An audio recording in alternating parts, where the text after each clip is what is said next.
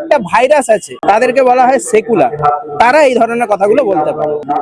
আমাদের পুরাণ, আমাদের বেদ, উপনিষদ, সমস্ত কিছু, রামায়ণ, সমস্ত কিছুই যদি রামের উল্লেখ থাকে, তাহলে রাম বহিরাগত হইলো কি করে? বহিরাগত কারা? বহিরাগত হলো মুঘল সম্রাট, তারা বহিরাগত, বা ব্রিটিশরা বহিরাগত। কিন্তু রাম যেখানে আমাদের ভারতবর্ষের জন্মেছেন, ভারতবর্ষে বড় হয়েছেন, ভারতবর্ষে তার প্রত্যেকটা ইতিহাসে তার আমরা ছাপ পাই, তিনি কি করে বহিরাগত হতে পারে? এরা একমাত্র কারা বলতে পারে জানেন তো? আমি মনে করি ধর্মের জায়গায় হওয়া উচিত। যেমন আমি হিন্দু, হিন্দু ধর্ম হয়, শিখ ধর্ম হয়, মুসলিম ধর্ম হয়, জৈন ধর্ম হয়। একটা ভাইরাস আছে, তাদেরকে বলা হয় সেকুলার।